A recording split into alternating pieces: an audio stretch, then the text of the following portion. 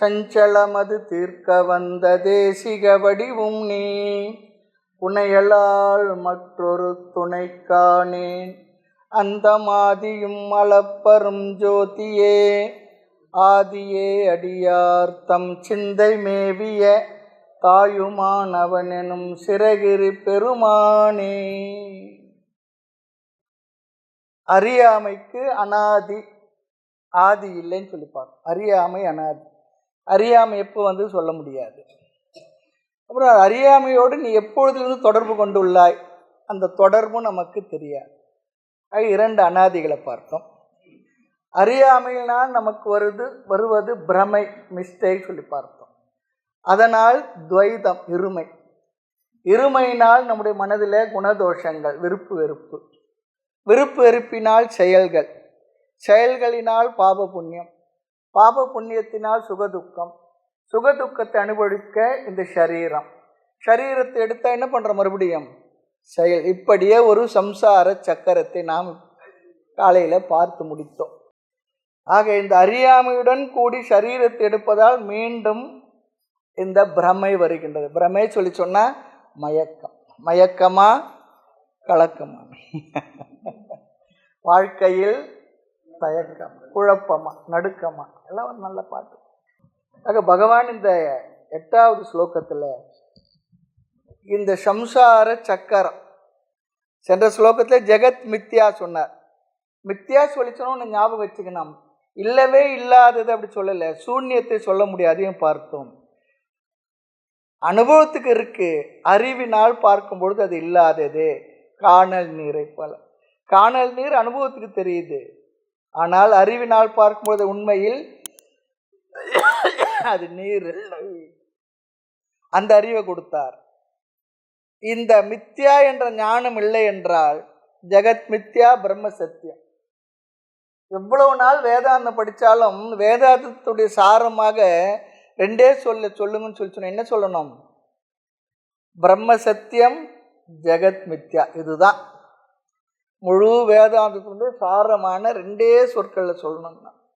இந்த உலகம் தோற்ற மாத்திரமே, உண்மையில் இல்லாதது, அனுபவத்துக்கு இருக்கு, அறிவினால் நீக்கி கொள்ளக்கூடியது. ஆனால் உண்மையில் உள்ளது எதுவென்றால் பிரம்ம, பிரம்ம சத்தியம், ஜெகத் மித்யா, ரெண்டே சொல்லல. ஆக அறியாமை, விபரீத ஞானம், விருப்பு வெறுப்பு, அதை தொடர்ந்து கர்ம, விகர்ம, அகர்ம, இதெல்லாம் பார்த்தோம். கர்ம பலனாக பாப புண்ணியம், அதிர்ஷ்ட பலம், மீண்டும் ஜென்ம, இப்படி தொடர்கின்றது. இதுதான் சம்சார சக்கரம். அடுத்து இவ்வளவு பார்த்த பிற்பாடு இதிலிருந்து விடுதலை அடைவதற்கு உபாயம் என்ன, அதையும் சொல்லணும் இல்லையா. ஒரு பொருள் கிடைக்கிறது சொல்லியாச்சு, அது எங்கே கிடைக்கிறதுன்னு சொல்லணும். அல்லது ஒரு துயரம் வருகின்றது, வரப்போகின்ற துயரத்தை எப்படி நீக்கி கொள்வதற்கு உபாயம் சொல்லணும். ஆக இதிலிருந்து விடுதலை அடைவதற்கு உபாயம் என்ன, அதை இந்த 9வது ஸ்லோகத்தில் உத்தவருக்கு ஆத்ம ஞானம் உபதேசிக்கப்படுகின்றது. ஆத்ம ஞானம் சொல்லி சொன்னால் ஏதோ ஆத்மாவா, ஏதோ ஞானம் அப்படி இல்லை, தன்னை பற்றிய ஞானம். நான் யார் என்பதை பற்றி அறிவுக்கு பேர் தான் ஆத்ம ஞானம் சொல்லி அர்த்தம். ஞாபகம் வச்சுங்க. ஆத்ம ஞானம், ஆத்ம ஞானம் ஏதோ ஒரு தேர்ட் பர்சன்ல அப்படிலாம் பார்க்கக்கூடாது, யாரையும் சொல்றதா இல்லை. நம்மை பற்றிய அறிவு, நான் யார் என்பதை பற்றிய தெளிவு, அதைத்தான் ஆத்ம ஞானன்ற. நல்லா ஞாபகம் வச்சுங்க. ஏதோ ஆத்ம ஞானன்றாங்க, அது என்னன்னு தெரியலப்பா, ஆத்ம யோகன்றாங்க, ஏதோ போய் வரப்பா. ஆத்மானா வேற யாரும் இல்லை, நம்மைத்தான், நான் தான். ஆக நம்மை பற்றி அறிவை இங்கு தருகின்றார். நேரடியாகவே ஆத்ம ஞானத்தை உத்தவருக்கு உபதேசிக்கின்றார். ஆனால் அப்படி தருவதற்கு முன்பாக இந்த ஞானம் உனக்கு வர வேண்டும் என்றால் 2 விதமான பண்புகள், தகுதிகள் உனக்கு வர வேண்டும்.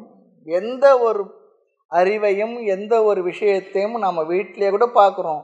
பிள்ளைங்க அப்படி இப்படி இருந்தாங்கன்னா நம்ம சொத்தை உடனே கொடுத்துட்றோம், எழுதி வச்சிடுறோம், பைசாவை கொடுத்துட்றோம்.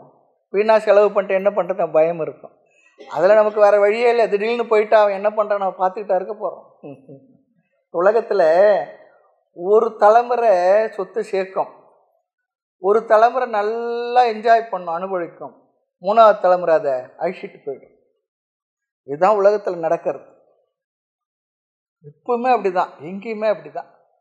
இதுதான் நியதி. அல்லது அடுத்து 2 தலைமுறைக்கு அப்புறம் அது மறுபடியும் வரலாம். ஏன்னா இந்த உலகம் அப்படிதான் இருக்கு.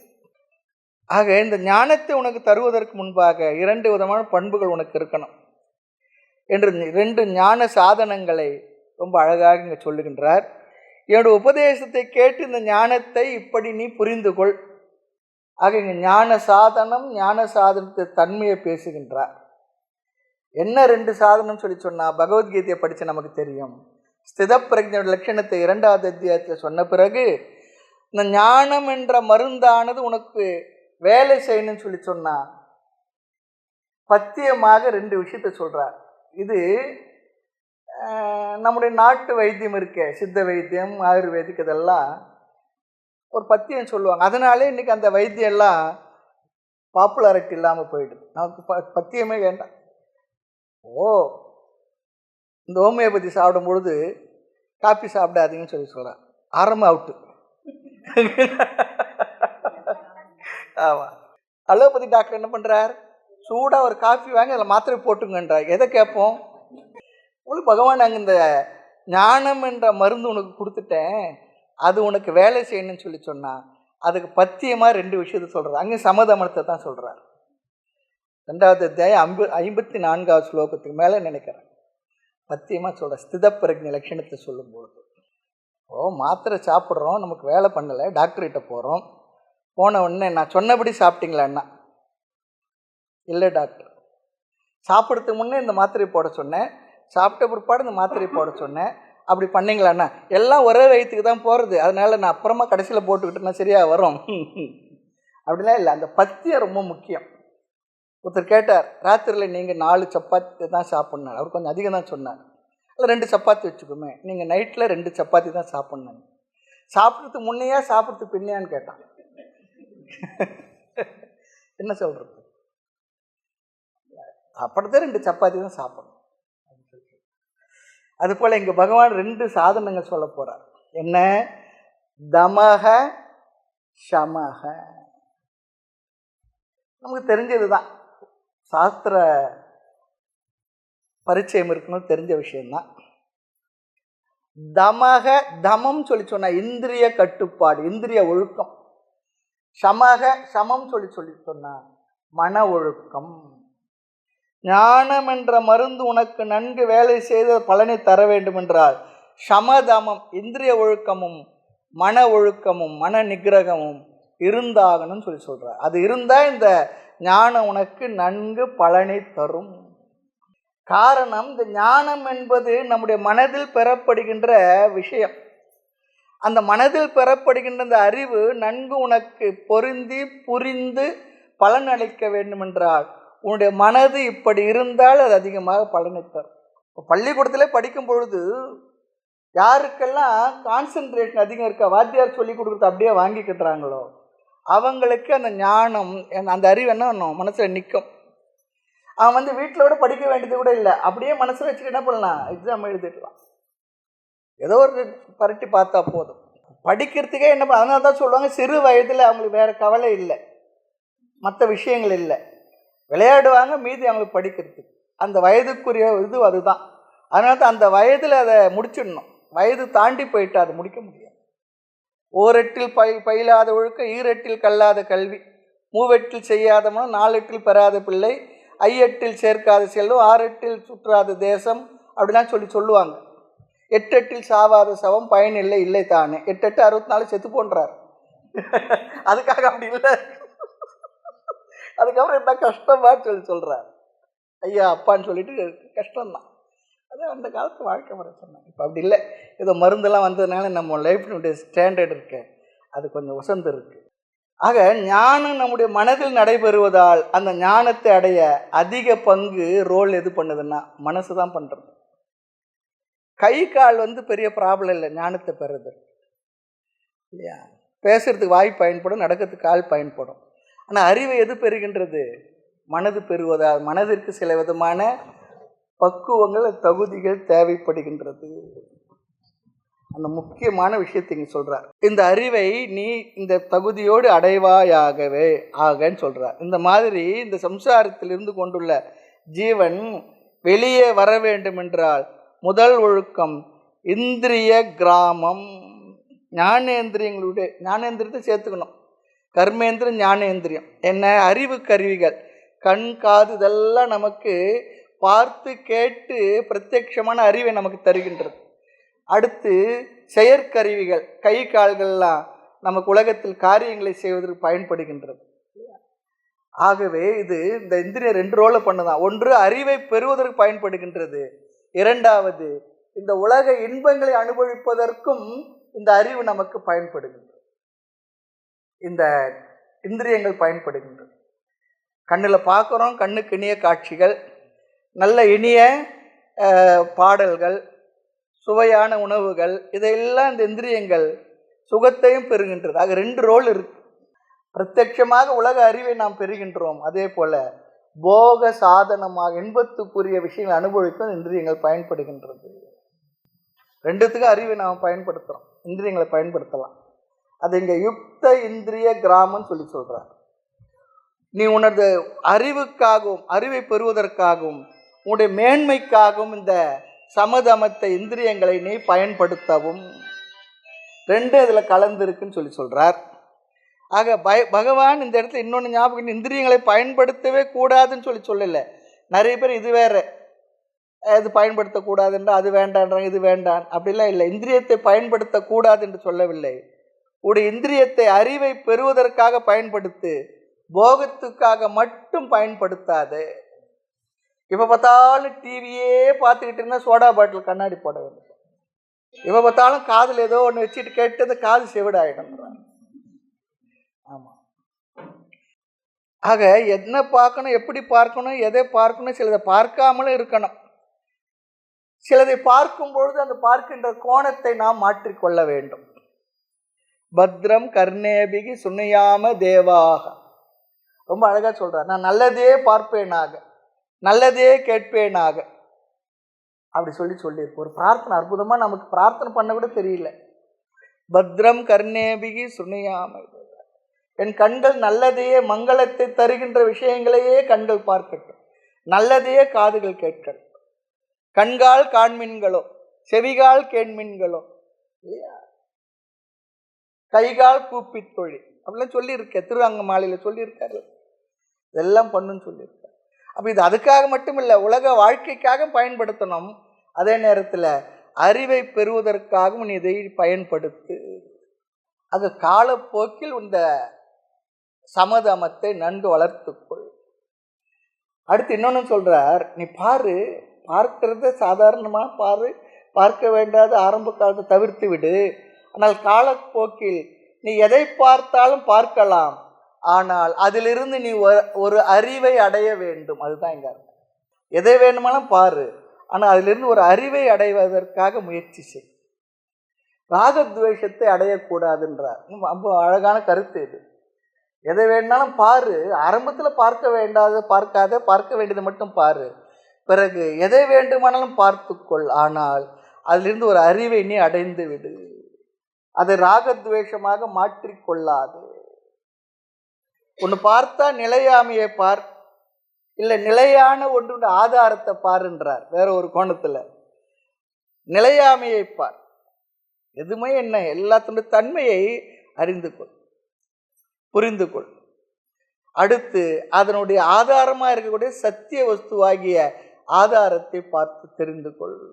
அதுதான் ரொம்ப அழகாக சொல்கிறார். யுக்த இந்திரிய கிராமக, உன்னுடைய இந்திரியங்கள் உன்னிடத்தில் பொருந்தி இருக்கட்டும், அது உன்னுடைய நண்பனாக இருக்கட்டும் சொல்கிறார். நம்முடைய இந்திரியங்கள் நமக்கு நண்பனாக இருக்கட்டும், எதிரியாக இருக்க வேண்டாம். காணாத காட்சி கருத்து வந்து காணாமல் வீணால் கழித்து மெலிவேனோ பைங்கலியே சொல்கிறார். காணாத காட்சியெல்லாம் பார்க்காதே, தேவையில்லாதெல்லாம் பார்க்காதே, நல்லதை மட்டும் பாரு. பிறகு எதை பார்த்தாலும் அதை நீ உன்னுடைய அறிவின் மூலமாக அதனுடைய உண்மையை புரிந்து கொள் சொல்கிறார். ஆக பார்க்கின்றதெல்லாம் நன்கு பார்த்து அறிவை அடைந்து கொள், உற்சாகத்தை அடைந்து கொள், நல்ல சம்ஸ்காரத்தை அடைகின்ற விதத்தில் அதை நீ மாற்றி அமைத்துக்கொள் சொல்கிறார். இல்லை என்றால் நம்முடைய பகைவனே யாருங்களா, ரொம்ப அழகாக சொல்கிறார், நம்முடைய இந்திரியங்களே சொல்கிறார். ஒரு சுவாமி சொல்லுவார், கண்டவன் பேச்செல்லாம் கேட்காது, கண்டவன் பேச்சு கேட்க. எப்படி? கண்டவன் பேச்செல்லாம் கேட்காத, கண்டவன் பேச்சு. அழகான வார்த்தை, சொல்ற ஒரே வார்த்தை தான், அது விதம் இருப்பாரு. நம்முடைய பகைவனே நம்முடைய இந்திரியங்கள் தான். சில நேரம் நம்ம சொல்லுது ஏன் பார்த்தேன்னு, இது ஏன் கேட்டேன்னு சொல்லுவோம். ஏன்? நமக்கு அதை எப்படி எடுத்துக்கொள்ள வேண்டும் அந்த பாவனை இல்லை. ஆக உன்னுடைய இந்திரியத்தை ஞான பிரதானமாக மாற்றிக்கொள், போக பிரதானம் ஆக்கி விடாது. போக பிரதானம் ஆக்கி விடாது. போகத்தை கொடுக்க கொடுக்க என்ன ஆகும் தெரியுங்களா? நம்முடைய இந்திரியங்களை அது தேய்த்து விடும்.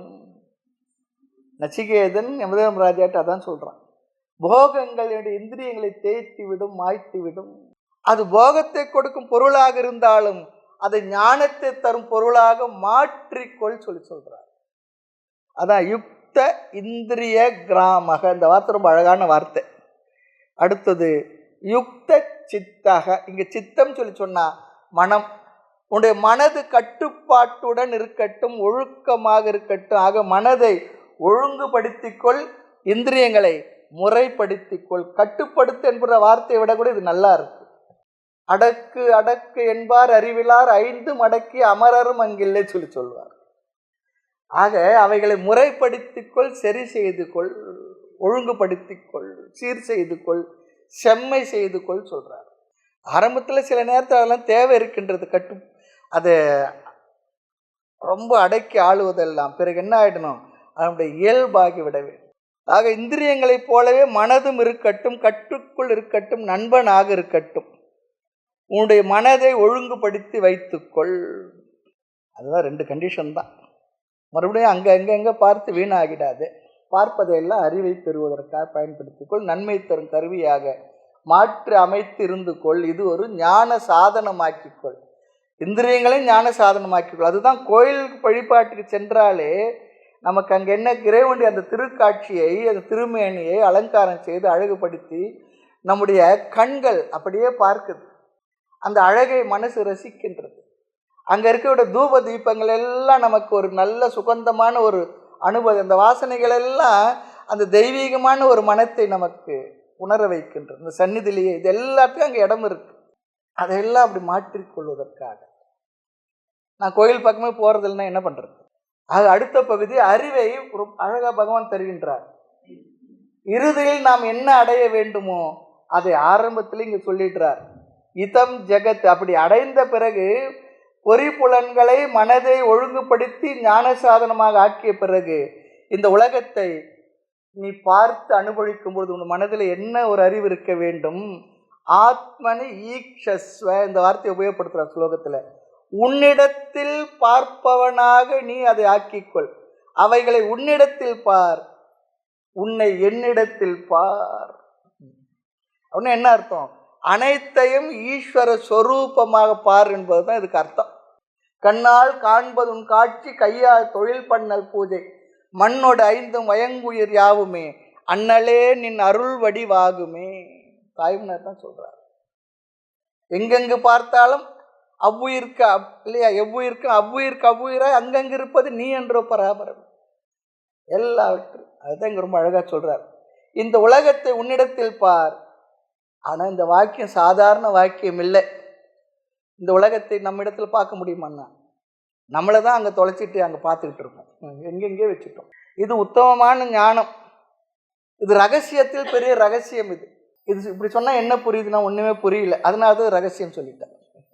அதாவது ஒரு ரகசியத்தை சொன்னால் புரிஞ்சிடும், சிலது சொன்னாலும் புரியாது. சொன்னாலும் புரியலன்னா அது ரகசியம் என்ன? ரகசியமாக தான் இருக்கும். ஆமாம். ஆக ஆத்மனி இதம் ஜெகத் ஈக்ஷஸ்வ. இந்த உலகத்தை உன்னிடத்தில் பாருன்றார். இந்த உலகம் முழுவதும் நீயாக உன்னிடத்திலே பார், அனைத்தும் நீயாக பார். அனைத்துமாய் நின்றாயே யான் வேறும் நின்னை நினைக்குமாறு நிகழ்த்தாய் பராபரமே சொல்லுவார். எல்லாமே நீயே ஆகிட்ட பிற்பாடு அங்கே நினைக்கிறதோடு நான் எங்கே இருக்கேன்? அனைத்துமாய் நின்றாயே யான் வேறும் என்னை நினைக்குமாறு இங்கே நிகழ்த்தாய் பராபரமே. ஆகவே இது புரியலையே சொன்னா இதை புரிஞ்சுக்கிறதுக்காக நம்முடைய வாழ்க்கை, இதை புரிந்து கொள்வதற்காக நம்முடைய வாழ்க்கை. இதோட அர்த்தம் என்ன சொன்னா, உண்மையில் நாம் உலகத்தை எப்படி பார்த்துக்கிட்டு இருக்குன்னு சொன்னா அதை ஒரு ஆப்ஜெக்டா பார்க்கிறோம், நாம சப்ஜெக்டா பிரிந்து நின்று பார்க்கின்றோம். பகவான் நேரடியா சொல்றார், உத்தவனே இந்த உலகத்தை நீயாகவே பார், உன்னிடத்தில் பார். ஆனால் இப்ப எப்படி இருக்கோம், இந்த உலகத்தில் நம்மை பார்த்து கொண்டிருக்கின்றோம். பகவான் திருப்பி அப்படியே போட்டுறார் பிளேட்டை, இந்த உலகத்தை உன்னிடத்தில் பார், என்னையும் உன்னிலிட்டேன் உன்னையும் என்னிலிட்டேன். இந்த உலகமே உன்னை சார்ந்திருப்பதாக நீ பார். உண்மை அதுதான். உலகத்துக்கு நீயே ஆதாரமானவன் என்பதை உணர்ந்து கொள். இந்த உலகமே உன்னிடத்தில் தான் இருக்கின்றது. உலகுக்கு இருப்பை தந்தவன் நீதான். இதை புரிஞ்சுக்கிட்டா நீ தான் இந்த உலகத்தை ரிச்சஸ்ட் பர்சன் இந்த வேர்ல்டு சொல்ற. எனக்கு என்னது அது இல்லை இது இல்லை, இந்த உலகமே நீ தான். அப்படி இருக்கும்போது இந்த இடத்துல அரை கிரவுண்ட் எனக்கு இல்லையேன்னு சொல்லி ஏன் வருத்தப்படுறது? விஸ்வரூப தரிசன யோகம் அதுதானே. கயிற்றில் இருக்கிற பாம்புக்கு இருப்பை கொடுத்தது நான் தான். அப்படி இந்த ஜெகத் உலகம் ஆத்மனி ஈக்ஷஸ்வ உன்னிடத்தில் இருப்பதாக நீ உணர்ந்து கொள். இந்த உலகம் உன்னை சார்ந்து இருக்கின்றது, நீயே ஆதாரம். இந்த உலகம் உன் மீது ஏற்றி வைக்கப்பட்டுள்ளது. இந்த உலகத்தில் இருக்கக்கூடிய இருத்தல் இருக்க உன்னிடம் இருந்து வந்தது. நான் ரொம்ப உயர்ந்த ஒரு வார்த்தை இதுதான். இந்த ஆத்ம சாதனத்தில் உச்சபட்சமாக நாம் புரிந்து கொள்ள வேண்டிய விஷயம். அது பகவான் எடுத்த உடனே முன்னாடியே சொல்லிடுறார். பகவத்கீதையில் அப்படி தான் சொல்லிடுறார். 2வது அத்தியாயம் 11வது ஸ்லோகத்திலிருந்து 25வது ஸ்லோகம் வரையிலும் ஆத்மாவோட லட்சணங்களை அழகாக சொல்லிடுறார். பிறகுதான் மற்ற விஷயங்கள்லாம் சொல்கிறார். எடுத்த உடனே என்ன சொல்லணுமோ அதை சொல்லிடுறார். நீ சைத்தன்ய ஸ்வரூபம், ஆத்மஸ்வரூபம். இந்த உலகம் உன் மீது ஏற்றி வைக்கப்பட்டுள்ளது. இந்த உலகம் முழுவதுமே ஆத்ம ஈக்ஷஸ்வ உன்னை சார்ந்துள்ளது, உன்னையே ஆதாரமாக கொண்டுள்ளது. இது பகவானுடைய உபதேசத்தினுடைய ஒரு படி, டீச்சிங் ஒரு படி. இந்த உலகத்திலே இருக்கு அல்லது வேதாந்த உபதேசத்தில் உலகத்தை தெரிஞ்சுக்க வேண்டியது 3 விஷயம்தான். ஒன்று, இந்த உலகம் என்றால் என்ன, அதன் தன்மை என்ன.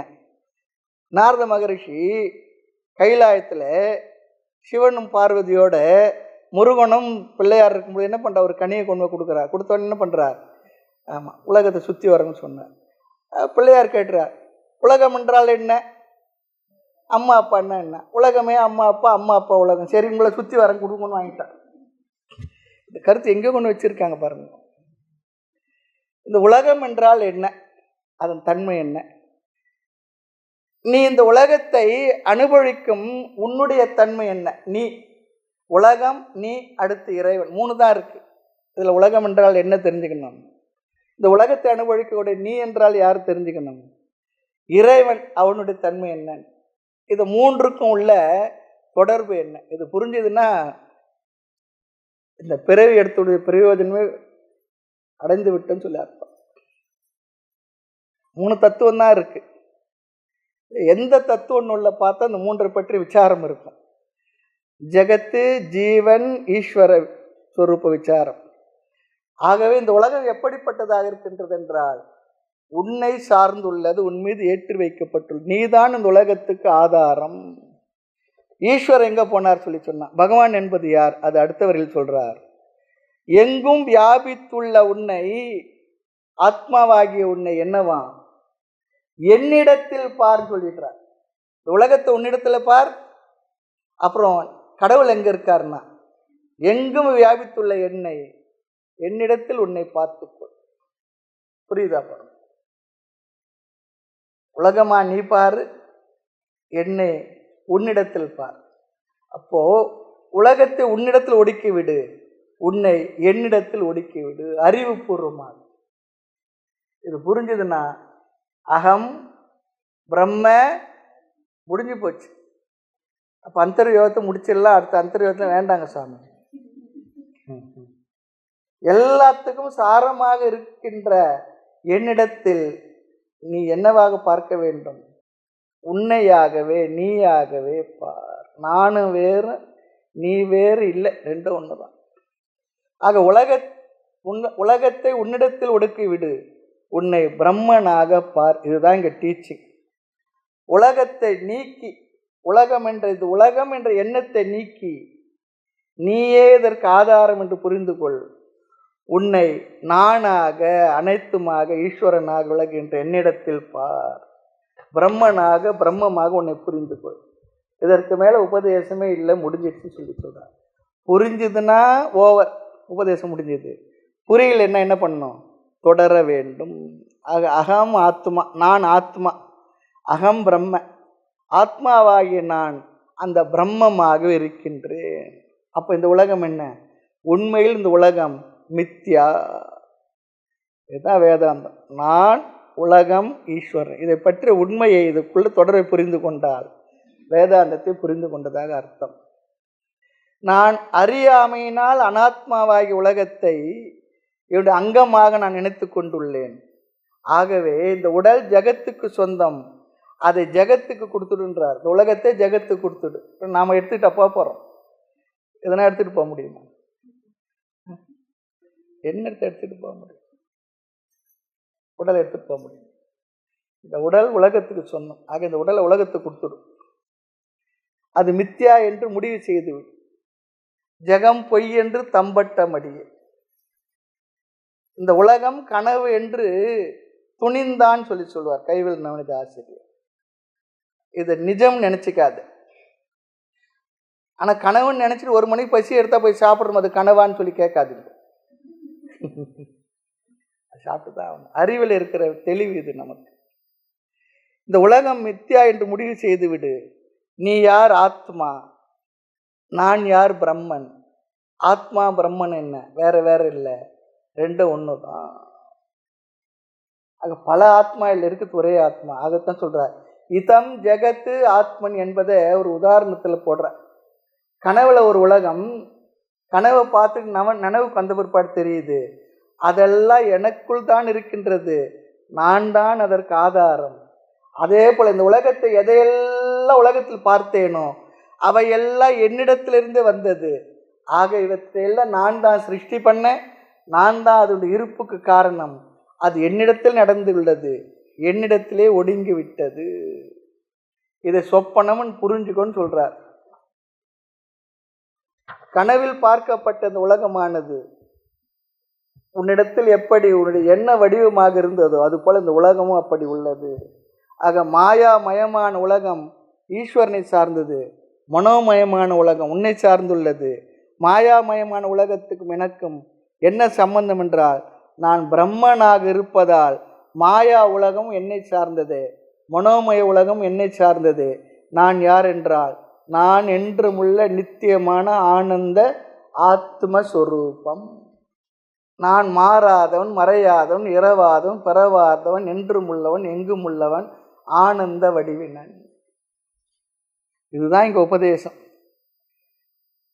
இப்படிப்பட்ட மனதை உடையவனாக இருந்து இப்படிப்பட்ட அறிவை நீ அடைவாயாக என்று ஞானத்தை ரொம்ப அழகாக உபதேசித்தார். இனிவரும் ஸ்லோகங்களிலும் ஆத்ம ஞான பலன், ஆத்ம ஞானத்தை உடைய ஞானி எப்படி இருப்பான்னு சொல்லுவார். அதை சொல்லி முடிச்சுட்டு அடுத்து வேற ஒரு சப்ஜெக்டுக்கு போக போறார்.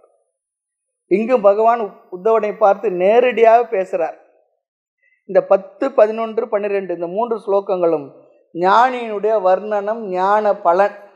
ஆமாம், இப்படிப்பட்ட ஞானிகளுடைய மனம் எப்படி இருக்கும், அவனுக்கு கிடைக்கின்ற பலன் என்ன, ஞானியினுடைய மகிமை, ஞானத்தின் மகிமை, ஞான பலம், இந்த 3ஐயும் இந்த ஸ்லோகங்கள் பேசுகின்றது. ஞானியை புகழ்வதால் ஞானத்தை புகழ்ந்ததாக அர்த்தம். ஆமாம், வைராகியை வணங்குவது என்பது வைராகியத்தை வணங்குதல் சொல்லி அர்த்தம். இசை மேதையை புகழ்வதனால் இசையை கௌரவிக்கிறோம். ஒரு ஸ்போர்ட்ஸ் மேனை புகழறதுனால ஸ்போர்ட்ஸை நாம் என்ன பண்ணுறோம், ப்ரமோட் பண்ணுறோன்னு அர்த்தம். இதெல்லாம் இங்கே ஞான மகிமை. ஞானி எப்படி இருக்கான், ஞானி ஞானத்துடன் விஞ்ஞானத்துடன் பொருந்தி இருப்பான்னு சொல்லி சொல்கிறார். ஞான விஞ்ஞானம், ஞானத்துடன் சொல்லி சொன்னால் தன்னை பற்றி அறிவுடன் அவன் பொருந்தி இருப்பான். விஞ்ஞானம் சொல்லி சொன்னால் அந்த ஞானத்தில் நிலை பெற்றிருப்பான், ஞான நிஷ்டன் சொல்கிறார். ரெண்டு சொன்ன விஞ்ஞானத்துடன் பொருந்தி இருப்பான்னு சொல்லி சொன்னான். அந்த ஞானத்தில் நிலை பெற்றவனார், ஞானத்தோடு இருப்பான், அந்த ஞானத்தில் பொருந்தியவனாக இருப்பான். நாம் எப்படி இருப்போம், எல்லாருக்கும் ஞானம் இருக்குது. என்ன ஞானம், கோபப்படக்கூடாதுன்ற அறிவு நம்மகிட்ட இருக்குது, பொய் சொல்லக்கூடாது அறிவு நமக்கு இருக்குது, புறம் சொல்லக்கூடாதுன்னு அறிவு இருக்குது, பொறாமப்படக்கூடாதுன்னு அறிவு இருக்குது, பேராசைப்படக்கூடாதுன்னு அறிவு இருக்குது. எல்லா அறிவும் இருக்கு. ஆனா அப்படி இருக்க முடியுதா? ஏன்? அதுல பொருந்தி இருக்கிற மனசு இல்லை. சட்டுன்னு கோபம் வந்துடும், சட்டுன்னு எதையா சொல்லிடுறோம், கடினமான வார்த்தையை பயன்படுத்திடுறோம். அறிவில்லாத அந்த வேலையை பண்றோம், அறிவோட தான் பண்றோம். அதுக்கு காரணம் என்ன? இயலாமை. அப்படி இருக்க முடியல, அந்த அறிவில் பொருந்தி இருக்க முடியவில்லை. ஆனால் அந்த ஞானி, நான் ஆத்மா என்ற அறிவும் அவனுக்கு இருக்கு. அந்த ஞானத்தில் நிலை பெற்றும் பொருந்தியும் இருக்கின்றான், நிஷ்டனாகவும் இருக்கின்றான். அதுதான் ஞானியானும் ஞானத்துடனும் விஞ்ஞானத்துடன். விஞ்ஞானம் சொல்லி சொன்னா ஏதோ ஞானத்தோட ஏதோ சயின்ஸ்லாம் படித்து வச்சிருப்பான், அப்படிலாம் அர்த்தம். இங்கே விஞ்ஞானம் சொல்லி சொன்னான் அவன் அந்த அறிவில் பொருந்தியவனாக, தான் யாரோ தான் என்னவாக தன்னை புரிந்து கொண்டானோ, நான் ஆத்மா என்ற அறிவு அவனுக்கு எப்பொழுதும் மனதில் இருக்கும். இருங்க, ஞானம்னா நான் ஆத்மான்ற அறிவை வீட்டில் வச்சுட்டு வந்துட்டுன்னு சொல்ல முடியுமா? ஆசிரமத்தை விட்டுட்டு வந்துட்டு சொல்ல முடியுமா? அந்த அறிவு அவனுக்கு எப்பொழுதும் இருக்கின்றது. அந்த அறிவில் பொருந்தியவனாக இருக்கிறான். அதுதான் ரொம்ப பேருக்கு அறிவு இருக்கு, ஞானம் இருக்கு, அந்த ஞானத்தின்படி செயல்பட முடியவில்லை என்பதுதான் நமக்கு ப்ராப்ளமே. ஆக ஞானத்துடன் விஞ்ஞானத்துடன் கூடியவன். ஞானம் என்றால் ஞானம், அறிவுன்னு சொல்லி அர்த்தம். விஞ்ஞானம் என்றால் ஞான நிஷ்டை. பகவான் கீதையிலே ஞானி என்ற வார்த்தையை சொல்லும்போது ஞான நிஷ்டனை தான் குறிக்கிறார் பல இடத்துல. ஞானத்துடனும் ஞான நிஷ்டையுடன் இருப்பான், அவனுக்குத்தான் இந்த பலன் சொல்லி சொல்றார். முதல்ல அறியாமல் துயரப்பட்டுக்கிட்டு இருப்போம், அடுத்து அறிவு துன்பப்பட்டுக்கிட்டு இருப்போம். ஏன்? முதல்ல அறியாமை, பிறகு அந்த அறிவில் இருக்க முடியாத இயலாமை. அறியாமைலாம் தப்பு பண்ணுவோம், பிற்பாடு அறிவு தப்பு செய்து துயரப்படுவோம். ஞானத்தை அடைந்தாலும் விபரீத பாவனைகள்லாம் இருக்கு பாருங்க, அதெல்லாம் நம்ம அந்த அறிவில் இருக்க முடியாமல் செய்துவிடும். நம்ம இதுக்கு முன்னே என்ன பண்ணியிருப்போம்? இந்த உடலாக நினச்சிருப்போம், மனமாக நினச்சிருக்கோம், வேறு என்னென்னவோ நினச்சிருப்போம்.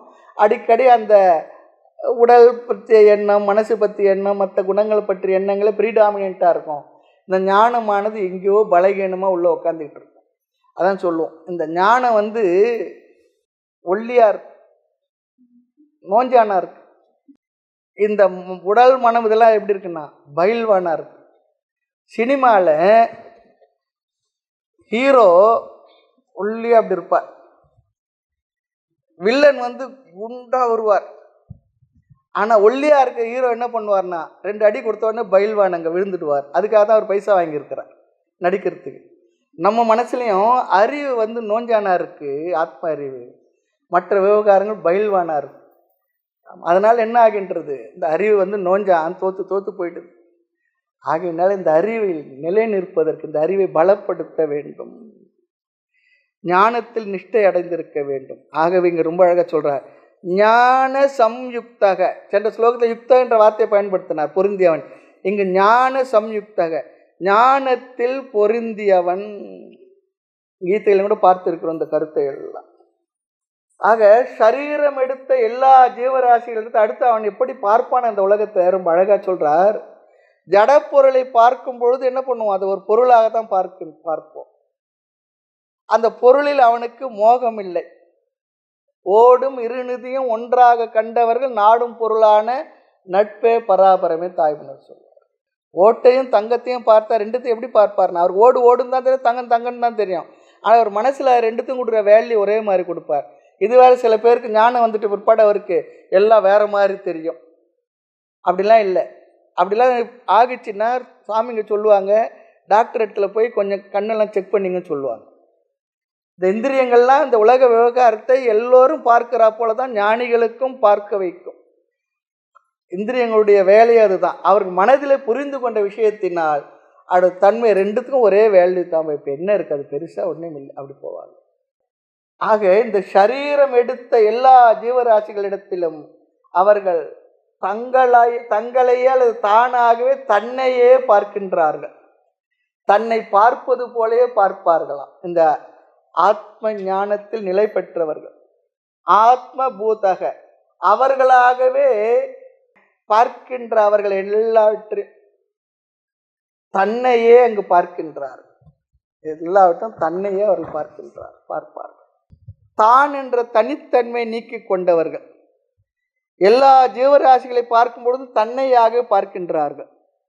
அவர் சொன்னார் ஒரு உதாரணம், தவளையை பாம்பு விழுங்கும் பொழுது பார்க்கிற ஞானி என்ன பார்ப்பானா, நான் தான் அந்த தவளை விழுங்குறேன்னு பார்ப்பானா. அப்போ அவர் என்னவா நினைக்கிறார், அங்கே பாம்பு முழுங்கும் பொழுது, அதுபோல் இட்லியை நாம் சாப்பிடும் பொழுது முழுங்கும் பொழுது நம்மையே தான் நாம் முழுங்குறோன்னு நினைச்சிடணும். என்ன, ரெண்டும் இல்லை, காண்பான் காட்சி அதெல்லாம் இல்லையே, எல்லாமே ஒன்று தானே.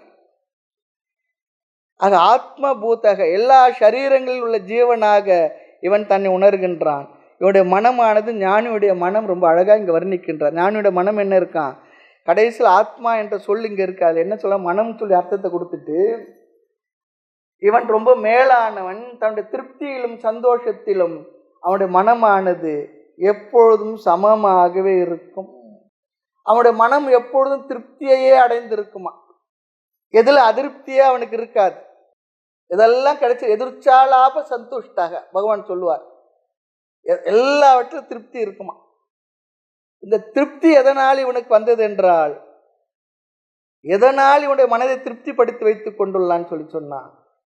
அஜ்ஞானியுடைய மனசெல்லாம் நிபந்தனையோடு இருக்கு அவன் திருப்தியா இருக்கிறதுக்கு. இவனுக்கு எந்த நிமித்தமும் இல்லை, நிபந்தனையும் இல்லை. ஆகவே ஞானியினுடைய மனம் எப்பொழுதும் திருப்தியா இருக்கு. சரி, ஞானி அப்படி திருப்தியா இருக்குது, வேற எதாவது சோர்ஸ் இருக்கா சொல்லி சொன்னா, ஆத்ம நான் என்றுமுள்ள நித்தியமான ஆனந்த ஆத்மா என்ற அறிவு அவனுக்கு இருப்பதனால் அவன் எப்பொழுதும் திருப்தியாக இருக்கான். அவனுடைய திருப்தியை கூட்டவும் முடியாது, குறைக்கவும் முடியாது, யாராலும் அதை நீக்கவும் முடியாது. நானே அந்த திருப்தியினுடைய சொரூபம் என்று புரிந்திருக்கின்றான். ரொம்ப அழகா சொல்றார். சரி, இவனுக்கு அதனால என்ன பலன் கிடைக்கின்றது, எல்லார் ஆத்மாவும் தானே ஆக இருப்பதாக உணர்ந்து கொண்டவன். ஆகவே அவனுக்கு கிடைக்கிற பலன் என்ன சொல்லி சொன்னார், இன்னும் அழகா சொல்றார். சிஷியனாகிய உத்தவரை பார்த்து கிருஷ்ண பகவான் சொல்றார், ஏ உத்தவா, நீ இந்த அறிவை நீ பெற்று விட்டால் எதனாலும் தாக்கப்படாத மனநிலையை நீ பெற்று விடுவாய், எதனாலும் தாக்கப்பட மாட்டாய். ஆமா, உனக்கு வருகின்ற தடைகள் ஏதாவது இருந்தாலும் கூட அந்த தடைகளிலிருந்து நீ தாக்கப்படாமல் இருந்து விடுவாய். நீ விரும்பியதை அடைந்தாலும் சந்தோஷமா இருப்ப, உனக்கு விரும்பாதது உன்னை அடைந்தாலும் அதிலும் நீ திருப்தியாகவே இருப்பாய். நம்மளால இருக்க முடியுமா பாருங்க. எது வருதோ, நமக்கு விரும்பியது வந்தா சந்தோஷம், விரும்பாதது வந்தா கஷ்டமா தான் இருக்கு. நாம் எதையெல்லாம் விரும்புகின்றோமோ அதற்கெல்லாம் தடை வந்தால் அது என்ன, ரொம்ப அழகா சொல்றார். நம்முடைய லட்சியத்தில் இடையில் ஏதாவது வந்து நின்றால், நந்தி போல வந்து நின்றா என்ன பண்றோம், அந்தராயக இல்லையா, உடனே கோபம் முதலெல்லாம் வந்து விடுகின்றது. ஞானிக்கு அப்படி இல்லை, எந்த சூழ்நிலையிலும் நீ தாக்கப்பட மாட்டாய்.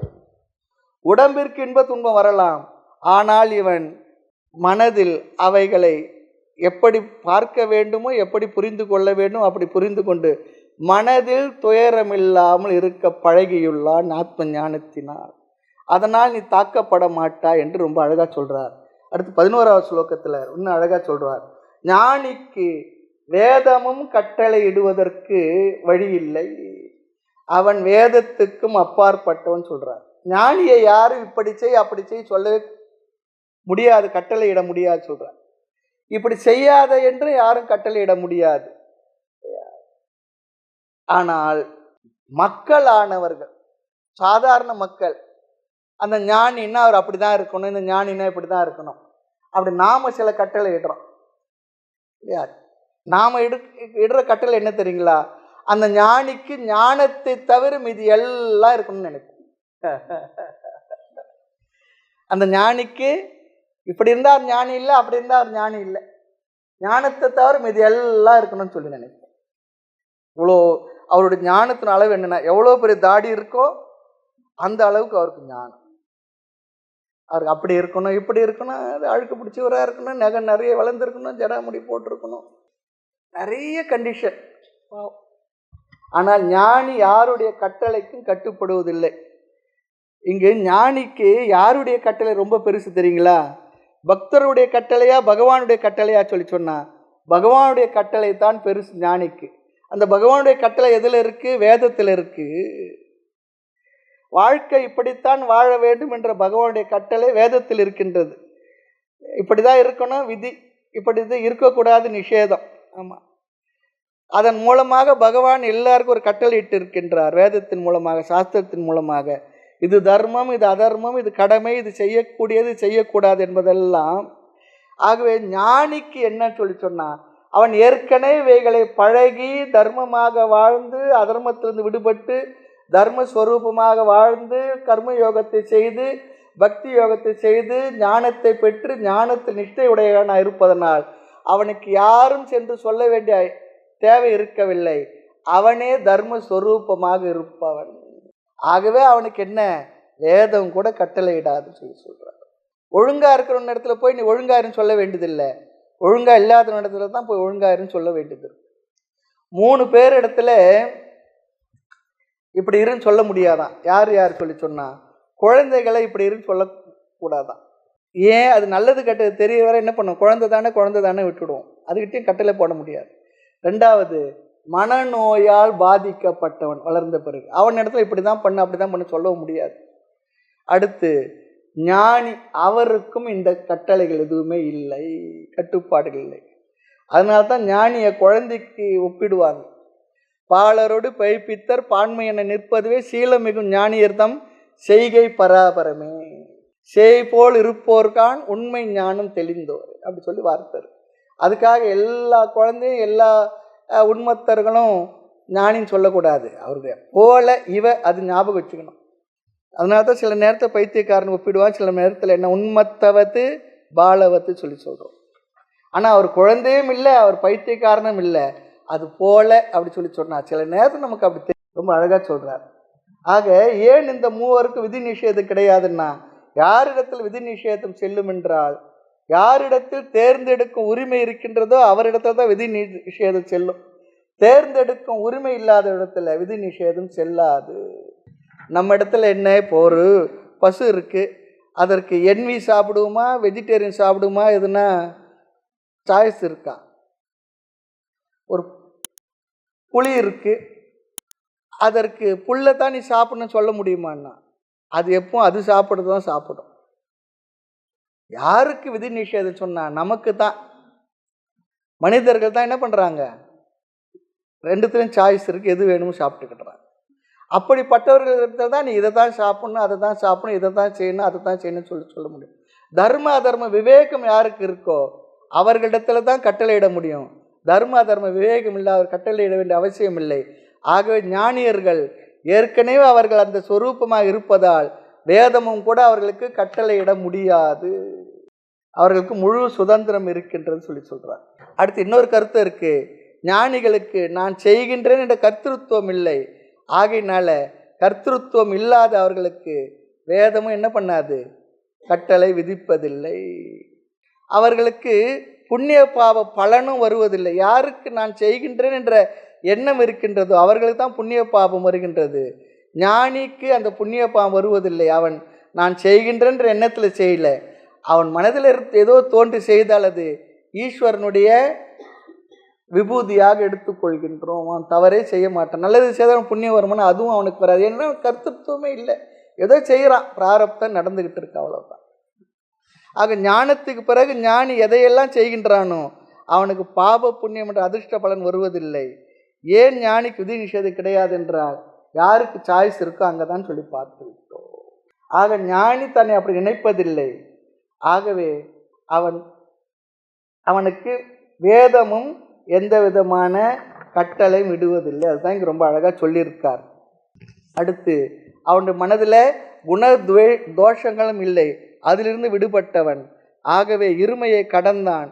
ஆக எதன் மூலமாக இருமையை கடந்தான் என்றால் ஞானத்தின் மூலமாக கடந்து விட்டான். அதான் சொல்ல ஆத்ம ஞானேன, ஆத்ம ஞானத்தின் மூலமாக இருமையை கடந்தவன், ஜெகத்தினுடைய மித்தியாத்துவத்தை புரிந்திருப்பவன், ஆத்மாவுடைய சத்தியத்துவத்தை நன்கு உணர்ந்திருப்பவன். ஆக ஞானத்தினால் இருமையை கடந்தவன். தோஷ புத்தி அவன் இடத்துல இல்லை, குணபுத்தி அவன் இடத்துல இல்லை.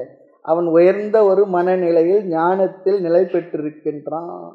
நிலை பெற்ற மாதவர் சித்தத்திலே தேறி பறந்து அண்ட கோடியெல்லாம் நின்று உலாவியது தாய்மொழி சொல்லுவார். ஆமாம், இந்த ஞானிகளுடைய மனம் அப்படி இருந்து கொண்டிருக்கு. இதெல்லாம் எவ்வளோ பெரிய ஃப்ரீடம் கொடுத்துருக்கு, ரொம்ப அழகாக சொல்கிறார். ஆக பகவான் போட்ட லாவையே என்ன பண்ணுறாராம், அதிலிருந்து நீ விடுபட்டவன்னு சொல்கிறார். யாருக்கு முழு விடுதலை உரிமை கொடுக்க முடியும்னா, யாரால் முழு கட்டுப்பாட்டோடு இருக்க முடியுமோ அவர்களுக்கு தான் என்ன பண்ணுவோம், முழு விடுதலையும் கொடுத்து வச்சிருக்கோம். என்ன ஒன்றா செய்ப்பா அப்படின்னா என்ன ஒன்று அவர் செய்ய மாட்டார். அப்போ தான் அவர்களுக்கு நாம் முழு உரிமையை கொடுத்து வச்சுருக்கோம். அதுபோல் ஞானியும் அவனுடைய வாழ்க்கையை அப்படி இயல்பாக தர்மப்படி இருக்கும், ஞானத்தில் நிலை பெற்றிருப்பார். அவருக்கு இது எதுவுமே அப்ளை ஆகாது சொல்கிறார். அடுத்து 12வது ஸ்லோகத்தில் ஞானியினுடைய அந்தரங்கமான மனம் வர்ணிக்கப்படுகின்றது. ஒரு மணியாவது போது நம்ம அடுத்த வகுப்பில் பார்ப்போம். அடுத்த அந்தர்யோகத்தை ஞானியினுடைய இந்த ஞானத்தை எல்லாம் பெற்று நிலை பெற்ற ஞான நிஷ்டனுடைய அந்தரங்க மனம் எப்படி இருக்கும், அது யார் சொல்ல முடியும்? ஒரு ஞானியுடைய மனதை, அவருடைய அந்தரங்கத்தை யார் சொல்ல முடியுமா? அவரே சொல்லலாம். அது அதே போல ஞான நிஷ்டையுடைய இன்னொரு ஞானியால் தான் சொல்ல முடியும். அதையும் பகவான் சொல்லுவார். அடுத்த அந்தர்யோகத்தில் பார்க்கலாம். மூர்த்தி எல்லாம் வாழி எங்கள் மௌன குரு வாழி, அருள் வார்த்தை என்றும் வாழி, அன்பர் வாழி பராபரமே. ஓம் பூர்ணமத பூர்ணமிதம் பூர்ணாத் பூர்ணமுதச்யதே பூர்ணஸ்ய பூர்ணமாதாய பூர்ணமேவாவசிஷ்யதே. ஓம் சாந்தி சாந்தி சாந்தி. ஹரி ஓம். ஸ்ரீ குருப்யோ நமः. ஹரி ஓம்.